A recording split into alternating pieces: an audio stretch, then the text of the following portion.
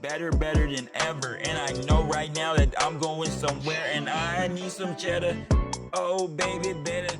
Hey, what's up, everyone? It's Andre Luck here with my next episode of the Sports Sales Show, where I'm going to talk through CRMs and sales tech stacks and tools within sports.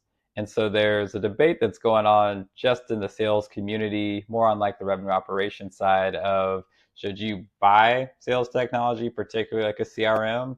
Should you build your own internally, which seemed crazy to me that someone just build their own CRM system in some of these platforms? Or do you kind of get a blend where maybe you buy or license a product that's out there, but then add your own customizations on top of that? So with AI, Claude, ChatGPT, what some of these tools are able to do now is like, and even these bespoke kind of customized products, you can create your own agents, assistants, where the tool and like the back end of like the product that you're purchasing, like it still has the features and functionality. You just interact with it differently, or you don't even interact with it anymore. So it's just an interesting conversation, it's debate. I'll try and keep it not too technical for those that maybe aren't in the weeds when it comes to systems, but more just the concept and the conversation that's going to be had over the next couple years as AI really starts to, and these agents and automation and the progression really starts to allow us to do more and be more customized on some of the tools that we have. So let's start with CRM. So CRM stands for Customer Relationship Management. The main tools out there, there's Salesforce, there's HubSpot. I use HubSpot. I've never used Salesforce. A lot of the teams I worked for, we were Microsoft, so I use Microsoft Dynamics. I've used Pipedrive. There's a ton out there, and again, it's starting to get a lot more commoditized because really what it is a system of record. And then based on the company that's providing it, they have their own features, functionalities, but really from a sports standpoint, how it's used is, there's a lot of wasted fields and functionalities and features that as I look back on, we never really used. A lot of times in sports, your CRM manager is maybe like a junior person who's just trying to get on the operations side. So they're not very skilled and well versed in, and the people that are above them, like they're on bigger projects and things like that. So a lot of times it's just easier buy, pay the monthly fee for however many licenses you need across the team.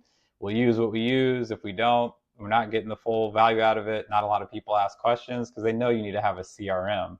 But if you look back at what actually needs to get tracked, I mean, a lot of corporate partnerships teams, they just use a spreadsheet.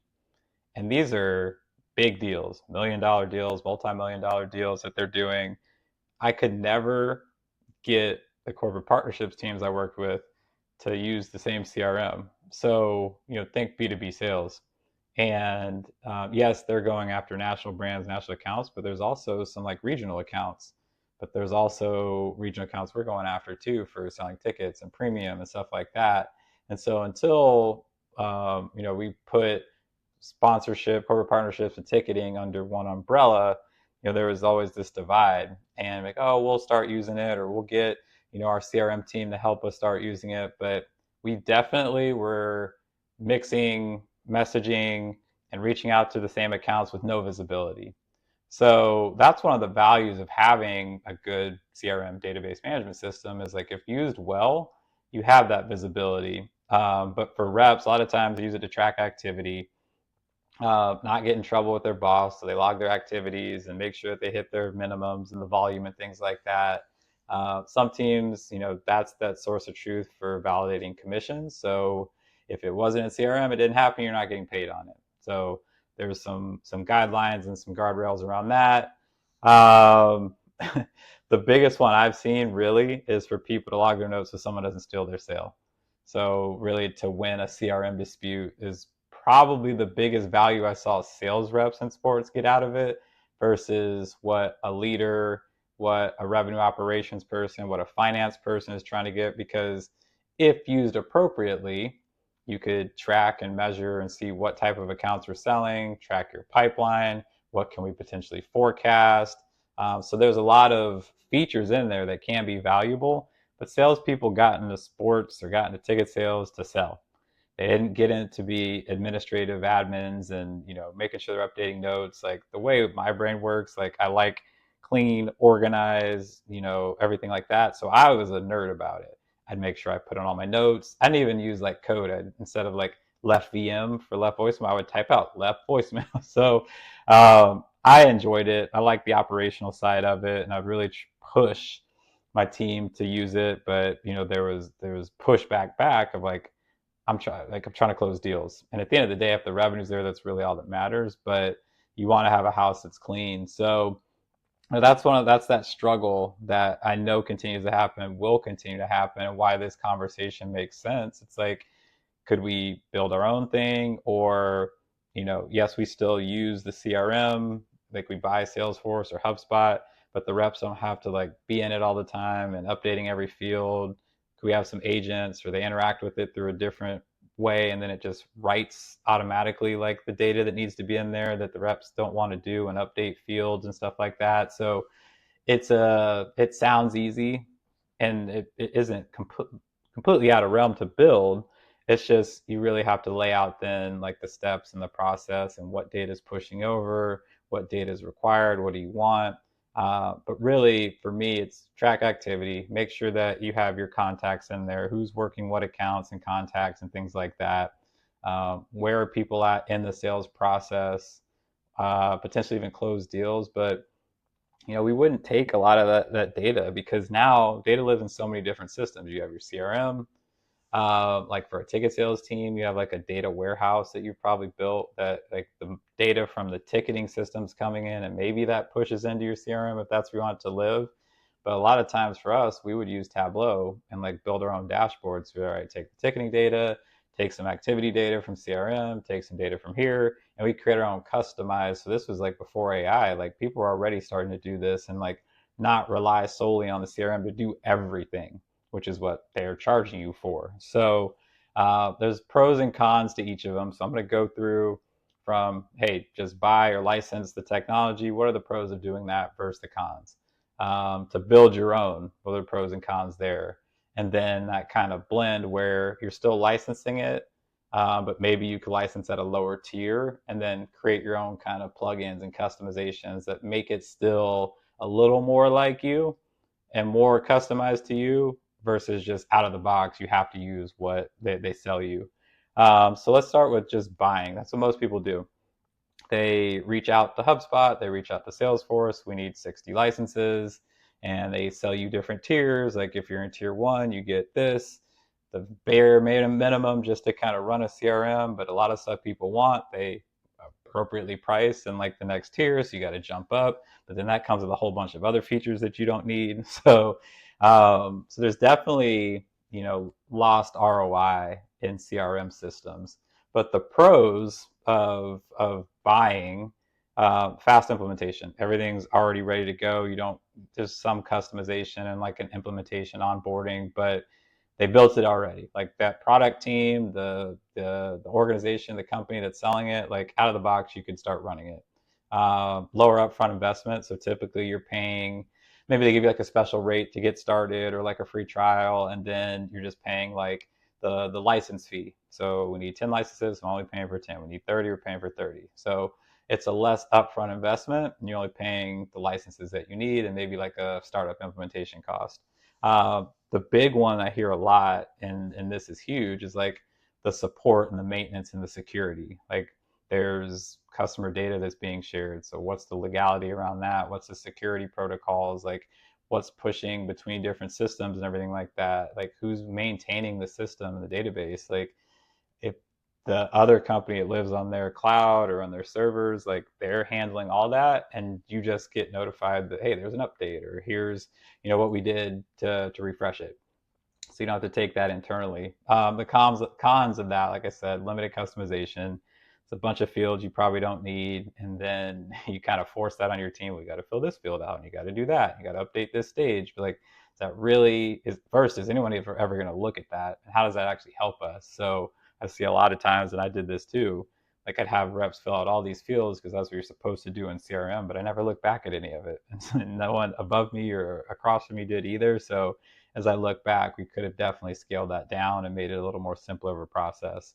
Another con is like you're locked into the company's product roadmap. So if there are things you want to do, things you want to customize, or there's some like vendors that I would use and be like, hey, we'd love to have this. Like, cool, that's a request we received from a lot of people. That's on the product roadmap. We'll keep you posted, which means it's not going to happen. So you're kind of locked into what they decide and like how they want to build the platform. And then, a lot of times when people want to do their own custom things, like it gives them a little bit of an edge, gives them an advantage. Like if everyone's using the same system with the same features, like you have no competitive advantage across the other competitors. So that's building.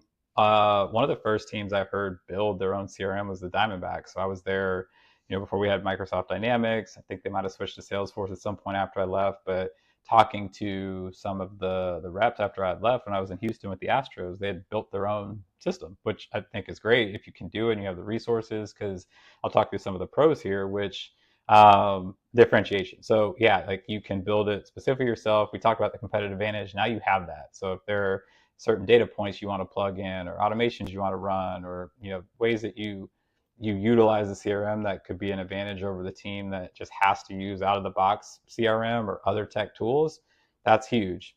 You have full control. You can build it how you want. You can customize it how you want. You could add things, take things away. It's all yours. And you can just put deeper integrations into it. When you buy or license from another company, they may not have certain API connections to allow you to integrate data and push in. So API, think about like, yeah, ticketing data would be a good one.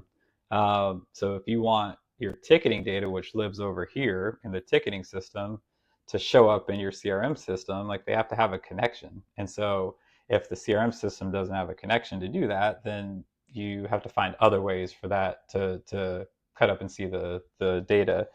But if you build it internally, you can create all your own integrations, whatever you want to plug into it. It takes, some of the cons. It's expensive to maintain because now there's the time it takes, the engineers you have to hire, the people that you need to put on this project.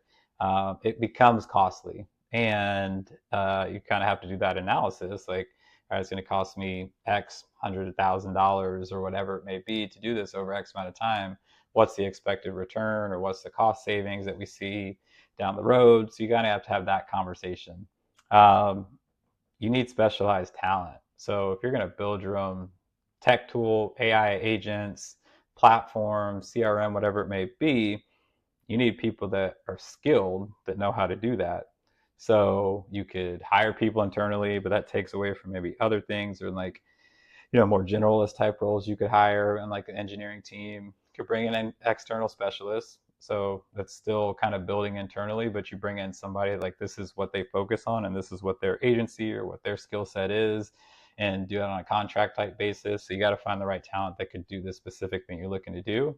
And then you're just slower time to impact, slower time to value. Out of the box, you can start using CRM. And if you see that as a revenue multiplier for you from buying someone else's, there's very little upfront startup costs. If you're having to build your own, it's going to take probably years to get it to the point you want to. And so, like, how quickly are you seeing the value out of your CRM system? So that's build. What I'll talk through now, where I think a lot of people are going because of the opportunities that AI has created, is this more kind of blend type model. So think about, yes, let's use Salesforce as an example, because that's one that comes up a lot. Salesforce has a bunch of features and functionalities, and really what people are buying was like the user interface and like how they interact and engage with it. They've opened up now to realize that, right, we still want to be your system of record. Like, we want your customer data in here, we want the contact information, whatever relevant information that you need to store somewhere. Like, we still want to be that with some of the features and functions that we offer. But how you engage with that and interact with it, we're now opening it up so that other agents, other vendors, other tools can now interact with it, and you can update fields and read data how you want to. So some people that use Slack or Microsoft Teams, like you could maybe or some sort of chat bot, you could chat, be like, hey, tell me my top accounts that do this. Tell me, what this person bought, or tell me what stage this is at. So you don't have to go in and click through and open up the fields and like read through. Like that data could just push over to you in like a chat GPT or a Claude or like a Microsoft Teams, and you can interact with it that way. You can now have agents that are programmed at doing automation. So I've talked about this before. This is something I see a huge opportunity for teams that they're starting to do some proof of concepts around. You connect your ticketing data, your calls, your emails, your calendar, your call transcripts, and that automatically reads, the agents read it, and like all this data is now pushing automatically into CRM, where before like those didn't talk. So a rep would be on a call like this, they have their meeting, they go back to CRM, they got to type out all their notes. So now they don't have to do any of that. Like all that's getting transcribed. The agent is reading it. It's like, right, here's a 3-sentence or paragraph summary, pushes that into CRM, and it's already there. So now the rep can just have a call, have their meeting, they know the information's in there, and they can move on to the next thing. So less admin work. That's nothing, that's nothing. I'ma be doing this and I'm gonna be head hunting. Oh, baby, don't know. Oh, baby, don't go. Oh, baby, don't know. Oh, baby, don't go.